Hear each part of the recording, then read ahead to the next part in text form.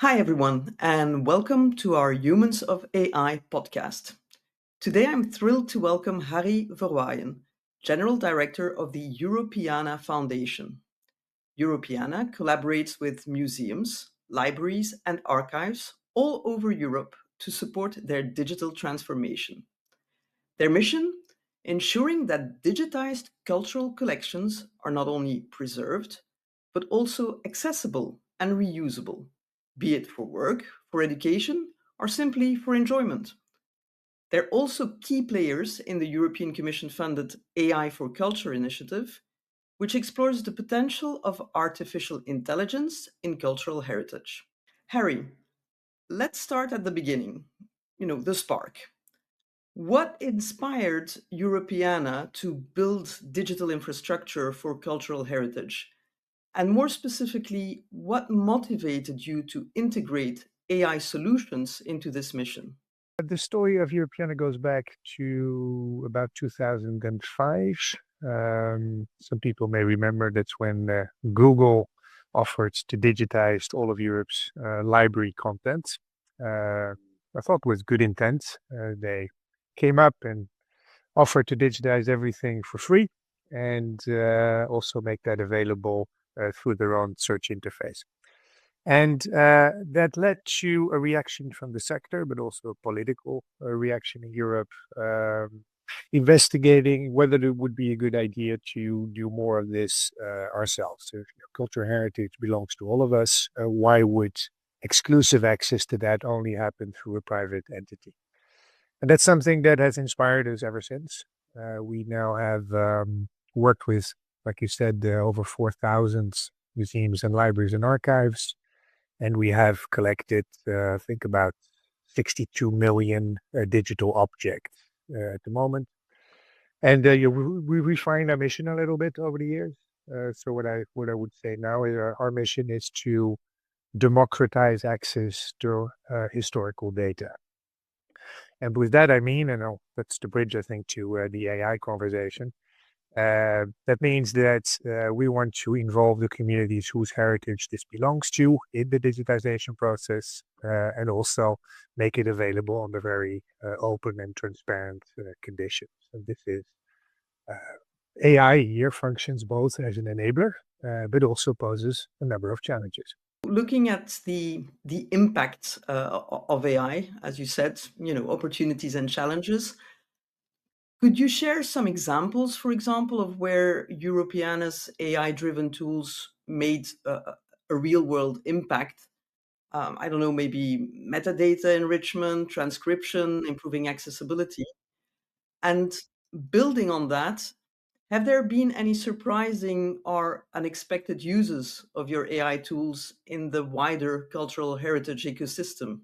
Well, I think like most organizations, we've over the past years used the current generation of AI tools for what it does best, right? Pattern recognition, those kinds of things. I'll give you two examples. One is we have a very large collection of data, but some of that data that has been digitized is, legacy data from the 1990s even, right? When the demands for digital were very different from now. Very practically speaking, we have, sometimes very small thumbnails that on the current displays really don't function well.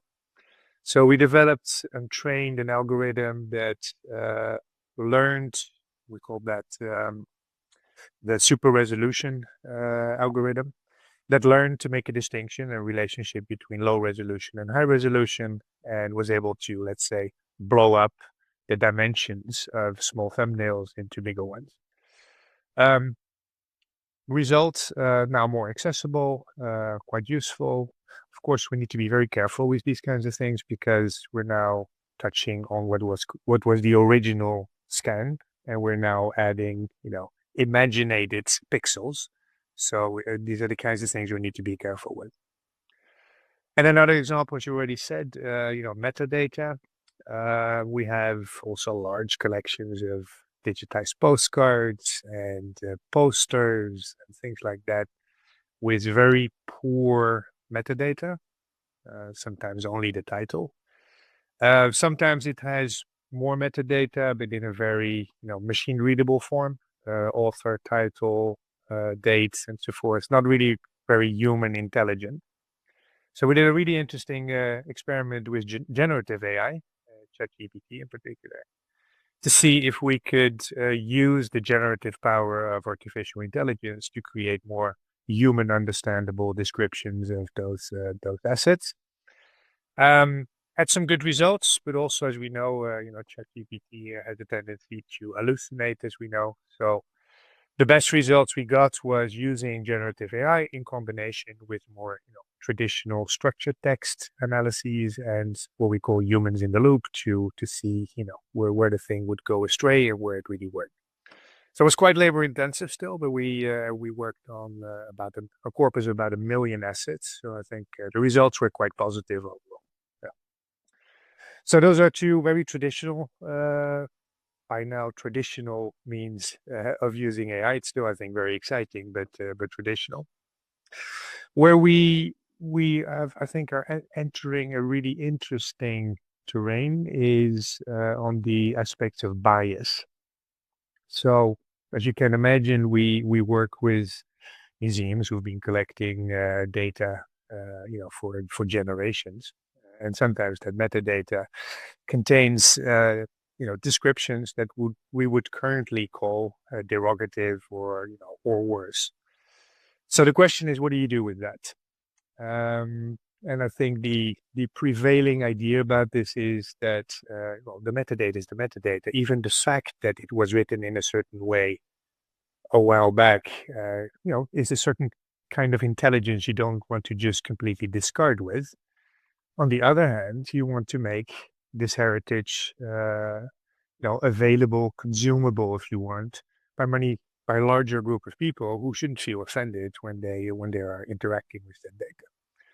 So we did a large experiment with about 4.5 million data sets, and we developed a vocabulary, and we ended up with about 700 words in 5 different languages that and we were working with local communities. I think that's a really important aspect of this. So, for example, we had a large collection from Belgian collections. You live in Belgium. Of course, there's the colonial past in Congo. We worked with people from Congolese descent in Brussels, in particular, to see how they would interpret these terms, and also what kind of suggestions they would have to better describe these in terms that would work for us now.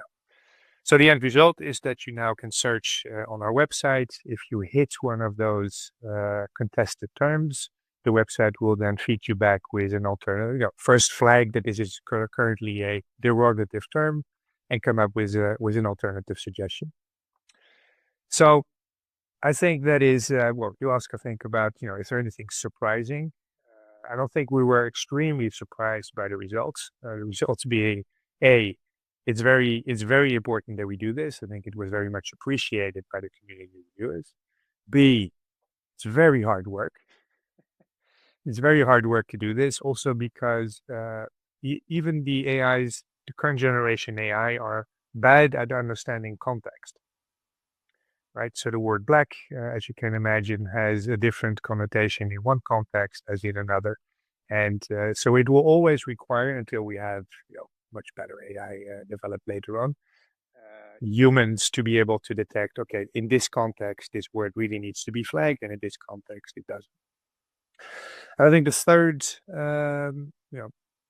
takeaway from this effort was that data really is like, I would say, like a garden.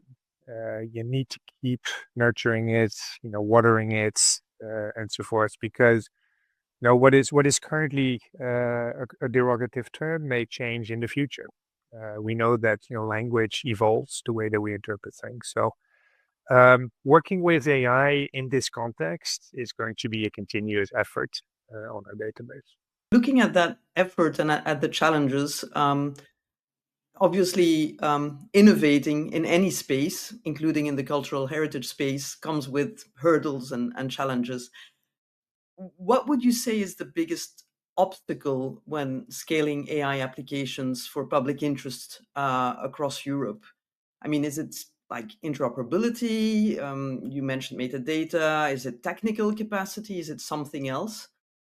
And looking maybe also at the policy environment, how do EU, I'll limit it to EU obviously, how do the AI policies in the EU and the ethics and the regulation frameworks influence your ability to innovate at Europeana? I don't think it's a technological challenge. Let's start with that. I think the technology is there. The question is, how do we implement that more widely? I think the first observation to make is that the cultural heritage sector is incredibly varied, also in its digital capacity and development. We always use as an example of a really forward-looking organizations like the British Library, the Rijksmuseum. Those are big, well-funded, well-equipped organizations, but they are only a top of a very, very large iceberg. I think there's an estimation there's about 30,000 museums across Europe. The vast majority are still had not experimented with AI at all. I was in Bulgaria last week.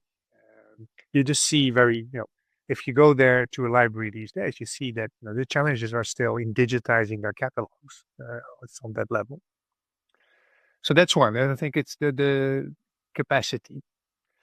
A second layer is that there's a lot of anxiety still about AI and the use of AI. We talked about that a bit last time we spoke. Not everyone is convinced of AI as the solution to the problems we have. I think there are plenty of examples, and those are being used a lot, of where AI goes wrong. AI comes up with terrible solutions and so forth. So in that context, we did some interesting work with our community. We organized an alignment exercise where we invited people to come up to react to very strong statements, strongly phrased statements. AI will replace museum libraries and archives in the near future. Do you agree or disagree? This is a very extreme example, and most of the others are more nuanced. But I think it painted an interesting picture of how our community, the Europeana community, thinks about AI. And just to give you an example, there were about 500 respondents. 30% remain still highly critical of AI's role in the cultural heritage sector. I wasn't surprised. I mean, I think it's what you would see in any innovation adoption bell curve, right? There's always a big chunk that is resistant to change. And then 68%, so let's say the vast majority, about 3/4 maybe, are very open for it, but they also see that we have a number of very specific dilemmas. And those are the dilemmas that we need to unpick in order, I think, to progress. One of them being, most libraries, museums, and archives these days believe cultural heritage is really something that should be as openly available as possible. On the other hand, do we agree that big corporate institutions on the other side of the pond just scrape that data irrespective of copyright? Probably not. So what does that mean? Should we open up or not? I know libraries, for example, who've put explicit machine-readable statements on their APIs that say we don't allow any commercial scraping of our data. And I think that's quite a drastic measure. That means that you're also disallowing the respectful players to also work with your data. So the first was capacity. The second one is, how do we deal with the dilemmas? And I think that's something that we need to accelerate on. Otherwise, we will remain stuck. And the third one is that I think cultural heritage data is not being understood sufficiently on the pan-European scene as relevant to the agendas of Europe, in particular the development of meaningful, respectful, and good AI. And it is something that I am actively working on, and I think politicians should really pay attention to. So looking ahead, if you could change, just one thing, you have to pick one in the European AI ecosystem to better support public good-driven AI in heritage, what would it be? And thinking also more broadly, what concrete role could policymakers play to ensure Europe remains a leader in responsible public interest AI for heritage? I mean, is it funding frameworks, data space support, something else? And a third thought, if I may, sorry, Harry, is what advice also, in maybe you can think of that at the end of your answer, what advice would you give to organizations or to AI entrepreneurs who want to focus on cultural heritage for the public good in Europe in a responsible manner? Well, maybe I can start with the latter. That's the easier one. I think if you think of the cultural heritage sector as, we've been in existence for over 500 years or more, right? We are, some people called, I've heard someone say, library data or archival data is the original data set, right? I think this is what libraries and archives have been doing forever. They collect data, they collect material and put data to it and make that accessible to the world. Um, so, through these centuries, a very well articulated value system has been developed and proposed. Authenticity, provenance, those are really things that an archive holds very, very dear, right? When you go to an archive, you need to be absolutely sure where it came from, if that is it, that is known, and that needs to be very clearly marked. So those are the kinds of things you would also expect throughout the rest of the stack, I would say, from cloud computing to AI. Be very clear what kind of data you've been trained on. Show us where the source is. It's simple logic if you think of it, and also be clear about how you've trained your algorithm. So I think those are for new developers. I think those are the kinds of things to focus on. Maybe give you an example. We already work with several companies in Europe. One of them that I use a lot is a company called Spawning. It's a small startup in Berlin. They've used a lot of the more visual artifacts from the Europeana data space into their data set, combined that with Wikimedia Commons, and they've created the largest public domain cultural training set in the world. And they have been very explicit where the data came from. They're very explicit how they train their algorithm. All of that is open. And they also involve a community to help them replace things when there's a feeling that there's an inaccuracy. Interestingly, the data set was placed on Hugging Face, which is one of the main platforms for training data for large language models. And that is, I think, one of the top, it's been in the top 5 for a while now, as most used training set. Just trying to say that, there is a market for really well developed, ethical data sets that we can contribute to. So what do we need from Europe? What was the single thing you said? I'm going to be a little bit audacious and mention two, but they are related. I think Europe needs to find its competitive edge, right? That's what Europe is now desperately, I would say, trying to find. There's the American model, which puts priority on entrepreneurship. That's great. That results in really powerful systems, but not always very well governed, in my opinion. The Chinese model, which is state governed. Can we develop a really strong public infrastructure, maybe community-led in Europe, also for the development of AI? So my plea would be to European policymakers to really invest in that. Don't try to compete with, in an area where we're not as good, but we are really good, I think, in community-led efforts, strong, policy-led efforts. But we need to build the investments. You may know that Europe is now investing something a lot in the area of 200 billion euros in developing AI factories. that is now the next thing in its ambition to develop as an AI continent. Um, I would like them to make sure that this is public infrastructure and also that it uses cultural heritage, historical data as one of the foundations to build its language models. Thank you, and thank you for pointing out that cultural heritage data is sexy on Hugging Face.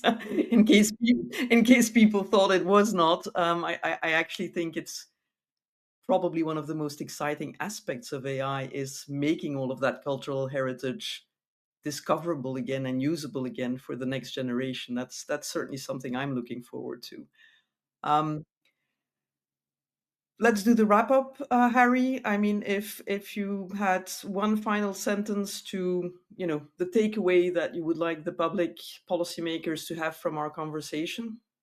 Well, I mean, what you just said, I think, is extremely relevant. I think it's dawning upon us at the moment how important AI chatbot interfaces will be um, in interfacing with knowledge, right?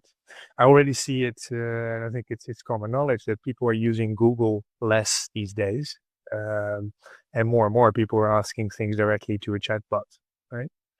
So one of the things we need to start thinking about is, how useful is it to still invest a lot as cultural heritage institutions in nice, flashy websites?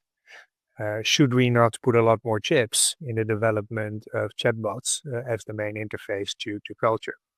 So that's one aspect to this. We, the sector, and we, the policymakers, need to engage with chatbots in order to ensure that our culture remains visible for the future. And that's the same problem that we're facing now as we did in 2008 when Google came along. The worry was, uh, it's an interesting side note. The worry was that then the culture of Europe would only the English speaking culture of Europe would be available in the future. And I think that's still something we should be concerned about. If we're not investing in this, then our vision of the future of our past in the future will be extremely limited. And I think that's a very big concern for us. Let me then close this conversation with a positive and say that I'm certainly excited about Europeana's investment in this and its willingness to go beyond an English-centric approach to cultural heritage and to go for a public interest approach. Thank you so much, Harry, for this insightful discussion. I'm sure we'll hear a lot more about Europeana's work in this, and I think it's also important for people to understand that you're not just doing technical support to museums, you're really creating a community of leaders that want to digitize and make the most of the digital possibilities. Thank you, and let's start this conversation. And remember that the important thing is to keep humans in the loop of AI. Thank you.